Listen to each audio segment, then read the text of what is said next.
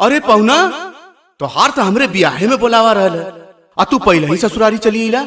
अच्छा चला जब आ गल तो यहाँ का नहीं पथवा, चला घरे चला। अरे आलनिया तारीख एक रहल है वो देखा खातिर तब कहानी है कि अब हराई गल है तब दोनों लोग का हाल चल ले। अच्छा है होलिया के दिन वहाँ कौन कोर्ट कचहरी खुला लिया है? हमके मत सिखावा, जाने चक्कर में तू आया रहा ना हम कुल हो जाते। चला चला घरे चला। नहीं ऐसा बात ना देखा का बाबू, कसम से बताओ थे मतलब हम तो के बहुत मानेला। अरे जौन तू हमके मानेला हमके पता हो, ये सब छोड़ा एगो बात बतावा। का हो पहुना का हाल बा? उहे हड्डी उहे खालवा। खई नहीं खई बो। हाँ हाँ बनाव। अपना बहिन के हाल बताव। हमारा आगे नंगा घुमला हमसे मजा ले तू। तेरी बहन को टीरी पू। अरे ये कौन गाड़ी हो पाउना?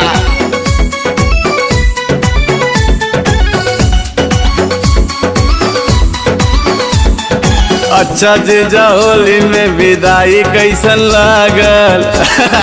सारे तय के बनाते में पागल। और जीजा तोहरे धोतिया में होई कब लागल? पीछे नारे सारे देखे आगे बाटे लागल। जवन पढ़ाई पढ़े ल बेटा पढ़ले बानी हम हूँ। तेरी बहन के टिरिरिपो ई का मर्द टिरिरिपो? तहरी बहन को टिरिरिपो। ओ तुम्हें पहुना एक ठे बहन दिहले ही जा, बाकी कुलहुन पर नजर मत गड़ावा।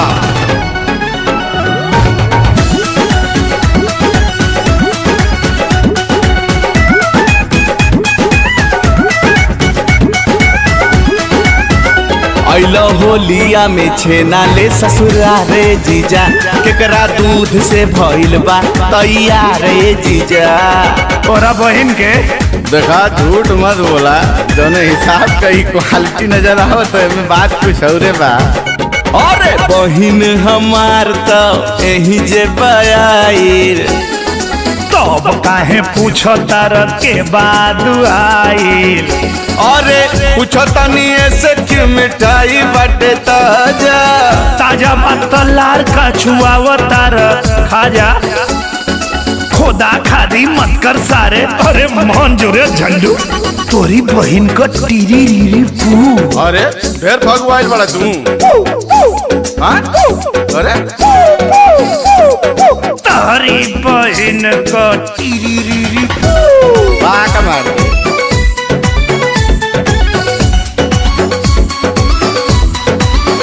अच्छा बोलो तेलो पेड़ूरी में लागे लाखीना, अब चुम्मा वाली चाय घरे मांगे लाखीना। बोला सार विदाई करा के लिया लो तो तू न पियत हो खबा।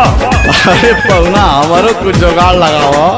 अभी लगा देता नहीं, एगो काम करा चुम्मा वाली चाय अपना दीदी से मंगाव। हमारो जुगाड़ अपना घर ही लगाव। हट सारे तोरा ले तनिक घरे बाणे हमारा नौकर। हमरो के राख ल तू नौकर अपने उनकर। हाँ तो अपने बहने जैसन उहे बाड़े तुम चिन गइल।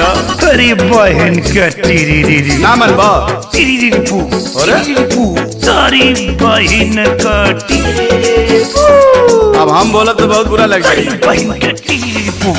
ए पौना होली के दिन खाली गाड़ी गौरा होई, जबले दीदी खाना बनाओ थी तबले दू पैक मार लेवल जा, ना तो कस्टडी में हो जी बात एको पैक ना मिली। हाँ ई बात सही कर ले बाबू। चल चल बराबर।